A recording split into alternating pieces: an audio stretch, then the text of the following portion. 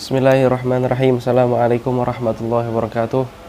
Alhamdulillah pada hari ini kita masih bertemu dalam rangka di akhir daripada semester ganjil yang insya Allah nanti kedepannya anak kelas 7 akan melaksanakan ujian. Mudah-mudahan kalian semua dimudahkan dalam menjawabkan ujian.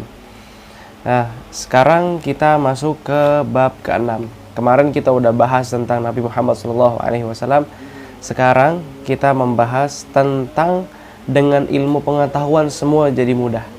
Kalau kita tahu ilmu kita mempunyai ilmu, maka kita pun akan dimudahkan dengan apapun perbuatan kita. Kadang-kadang yang bikin susah itu karena kita nggak tahu ilmu. Contoh misalnya begini, kita sholat zuhur 4 rakaat. Sholat zuhur yang 4 rakaat kita lakukan, seandainya kita nggak punya ilmu, di rakaat kedua pengen bangun ke rakaat ketiga seharusnya kan tasyahud awal disunahkan. Nah, karena ini orang kagak duduk tasyahud awal atau duduk tahiyat awal, maka dia merasa, oh sholat saya batal. Tapi kalau seandainya kita tahu ilmunya, gampang segalanya. Maka dari kelas 7 nanti kalian akan terus ke depannya. SMP lulus, kemudian SMA lulus, kalau perlu kuliah. Jangan berhenti untuk menuntut ilmu. Allah, kewajiban menuntut ilmu ditegaskan dalam ayat. Di sini ada ayatnya tentang bagaimana wajibnya menuntut ilmu. Allah Subhanahu wa taala berfirman, ya ayyuhalladzina amanu idza qila lakum tafassahu fil majlisi fafsahu yafsahillahu lakum. Hai orang-orang yang beriman, apabila dikatakan kepada kamu berlapang-lapanglah dalam majelis, maka lapangkanlah, niscaya Allah akan memberikan kelapangan. Kita tuh disuruh untuk duduk di majelis ilmu agar Allah Subhanahu wa taala melapangkan hati kita. Nah, kemudian wa idza qilan syuzu fanshuzu.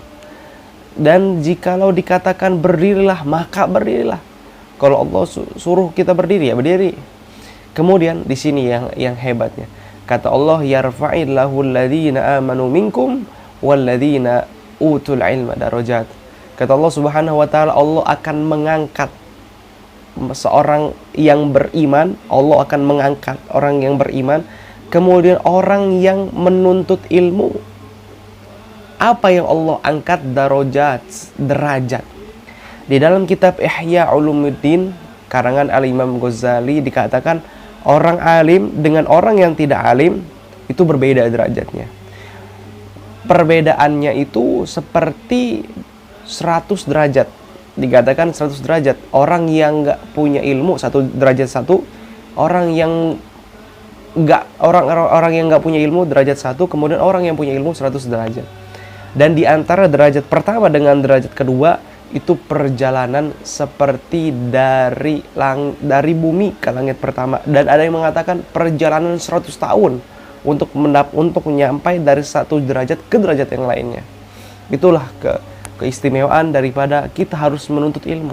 Bahkan Rasulullah SAW bersabda, "Thalabul ilmi fardhatun ala kulli muslimin wa muslimah." Yang namanya menuntut ilmu itu wajib bagi laki-laki ataupun perempuan yang muslim. Nah, kita sebagai orang muslim wajib kita menuntut ilmu. Menuntut ilmu yang paling wajib itu 3.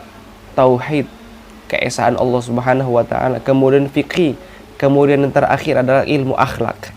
3 ilmu ini adalah dasar daripada kita itu mengaku bahwa kita adalah orang Islam. Kemudian ilmu-ilmu lain seperti bahasa Inggris, fisika, biologi, dan yang lain-lainnya kalian juga harus mengetahuinya. Karena kenapa? Kalau kalian nggak mengerti bahasa Inggris atau bahasa daerah, dikatakan man arafa lughata qaumin salima min makrihim. Kalau kita tahu bahasa kaum tersebut, salima min makrihim, kita bakalan terbebas dari cacian mereka. Kalau kita pergi ke Jawa, kemudian kita nggak tahu bahasa Jawa, kita lewat depan orang-orang, kemudian orang-orang caci maki kita diam aja. Kita nggak tahu. Tapi kalau seandainya kita tahu bahasa Jawa, orang lain itu mencaci kita, pasti orang lain itu nggak bakal mau caci kita, karena kita tahu bahasa Jawa. Begitulah pentingnya semua ilmu itu wajib kita tuntut. Asalkan satu, ilmu yang di dalam kandungannya maksiat itu haram. Ilmu dukun itu haram, kita nggak boleh mengerjakan itu. Kemudian Rasulullah SAW bersabda, la yuqimur rajulu ar-rajula min majlisihi thumma yajlisu fihi walakin tafassahu wa tawassa'u. Kata Rasulullah, di sini dikatakan nggak boleh kita membangunkan orang dari tempat duduknya.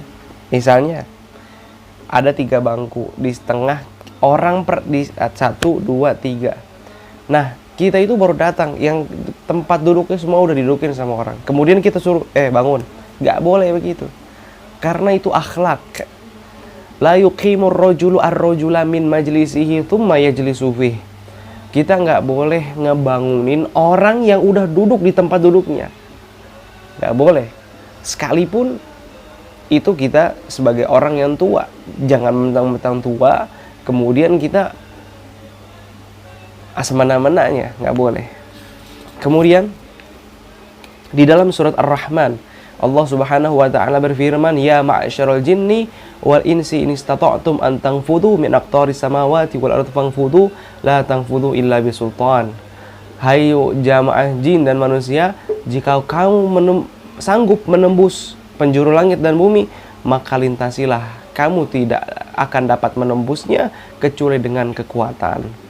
Dalam literatur penafsir, arti as-sultan dalam ayat di atas memang terdapat 2 penafsiran, dan penafsiran as-sultan dengan ilmu pengetahuan berpijak pada riwayat sahabat Ibnu Abbas radhiyallahu anhu. Berikut sedikit uraiannya. La tanfuduna illa bisultan. Kamu tidak akan menembusnya melainkan dengan kekuatan. Artinya dengan kekuasaan. Menurut pendapat artinya kuat as-sultan adalah kekuatan yang menguasai kekuasaan. Nah, kita itu nggak bakal mendapatkan sesuatu kalau tanpa ada kekuatan dalam pikiran kita. Kita itu nggak bakal bisa menembuskan. Misalnya orang suruh kita buat kerja di bidang bisnis misalnya, kita itu gak bakal bisa menembus kesuksesan bisnis tersebut kecuali kita mempunyai kekuatan bagaimana cara agar kita bisa menembus bisnis tersebut. Maka harus dengan ilmu. Nih di sini ada hadis yang baru saya sampaikan, thalabul ilmi fardhatun 'ala kulli muslimin wa muslimah. Yang namanya menuntut ilmu itu wajib atas orang muslim laki-laki dan muslim perempuan. Kemudian ada dalilnya lain. Man kharaja fi thalabil ilmi fahuwa fi sabilillahi hatta yarji'a. Barang siapa yang keluar menuntut ilmu fahuwa fi sabilillah, maka orang tersebut telah berada di jalan Allah hatta yarji'a, sampai orang tersebut pulang. Kita keluar rumah misalnya, kalau seandainya udah buka insyaallah bulan Januari, keluar rumah pengen ke sekolah, itu kita berada di jalan Allah Subhanahu wa taala, seperti orang yang ingin perang berjihad di jalan Allah Subhanahu wa taala. Keistimewaan ya orang yang belajar seperti orang yang berjihad. Pertama itu. Kemudian kita duduk sebentar di majelis ilmu belajar, itu pahalanya lebih baik daripada 1000 rakaat. Kemudian yang ketiga, kalau seandainya kita belajar di sekolah atau yang lainnya, itu pahala kita seperti mengantarkan 1000 orang mati.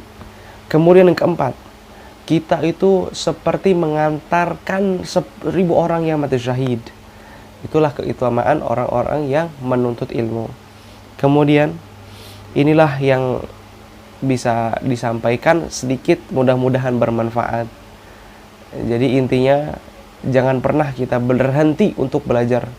Karena thalabul ilmi utlubul ilma minal mahdi ilal lahdi. Carilah ilmu dari buayan sampai liang lahat. Kita jangan pernah untuk berputus untuk mencari ilmu. Walaupun kalian sudah misalnya udah jadi guru, tetap ngaji, tetap belajar. Karena yang namanya belajar itu nggak ada batasnya. Kapanpun kita wajib belajar. Bahkan ilmu yang Allah turunkan seperti air, kemudian kita punya peniti, kemudian kita angkat peniti tersebut, tetesannya itu adalah ilmu yang Allah turunkan ke muka bumi ini. Masih banyak ilmu yang Allah belum turunkan ke bumi. Mungkin cukup sekian, mudah-mudahan bermanfaat. Assalamualaikum warahmatullahi wabarakatuh.